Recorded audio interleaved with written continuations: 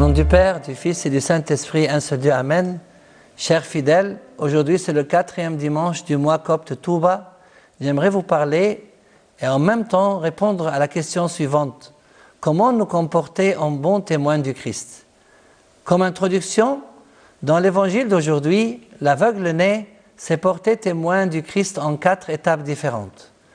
Je vous parlerai de manière détaillée de l'aveugle-né lors du sermon du dimanche de l'aveugle-né qui tombe durant le grand carême.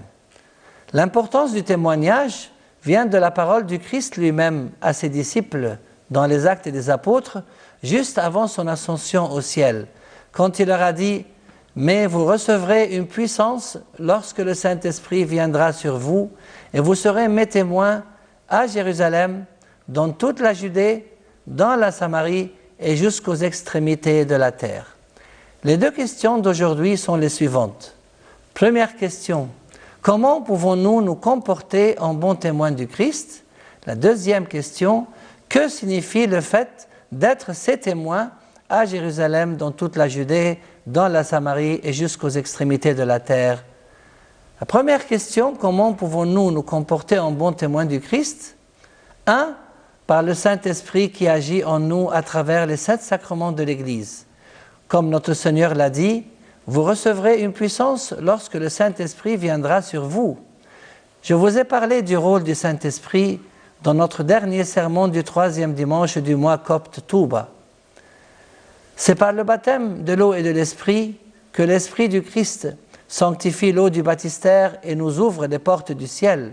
Dans le psaume de l'office de l'encens du soir, il a frappé le rocher et l'eau a coulé. Il a donné ses ordres aux nuages d'en haut et il a ouvert les portes du ciel. Et le rocher était le Christ, comme nous le dit saint Paul.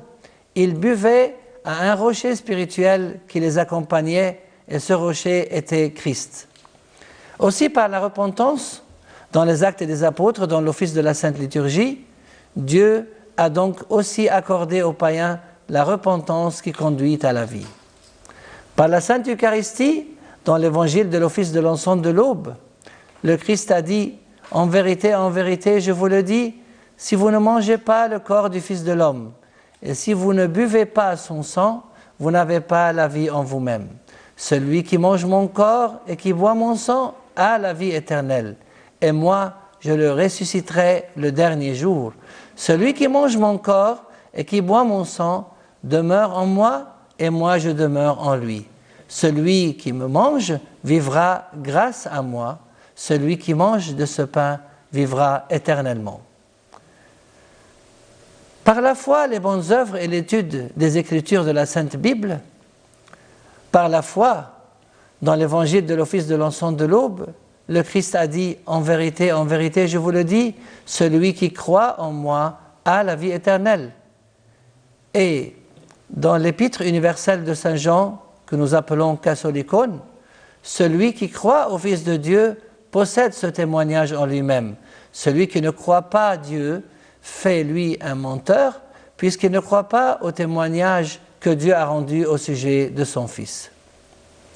Par les bonnes œuvres, dans l'évangile de l'office de l'encens du soir, ces œuvres même que je fais témoignent à mon sujet que c'est le Père qui m'a envoyé.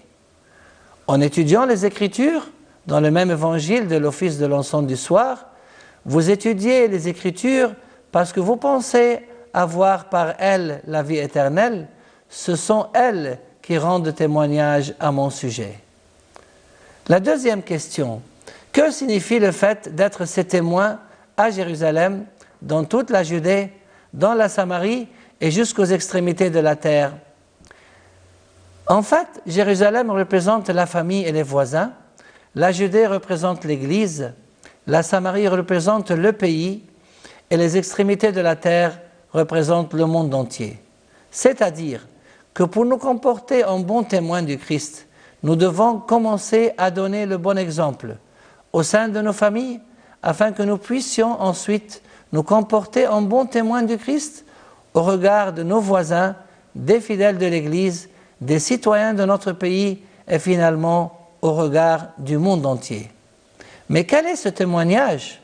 Comme l'a dit saint Jean dans sa première épître universelle Catholicon, Or, voici ce témoignage. Dieu nous a donné la vie éternelle, et cette vie est dans son Fils. Celui qui a le Fils a la vie. Celui qui n'a pas le Fils de Dieu n'a pas la vie. Je vous ai écrit cela à vous qui croyez au nom du Fils de Dieu, afin que vous sachiez que vous avez la vie éternelle, vous qui croyez au nom du Fils de Dieu. Et quelle est cette vie éternelle? Dans l'Épître universelle de Saint Jean Chrysostom, il nous dit « Mais nous savons aussi que le Fils de Dieu est venu et nous a donné l'intelligence pour connaître le vrai Dieu. Et nous sommes unis au vrai Dieu si nous sommes unis à son Fils Jésus-Christ.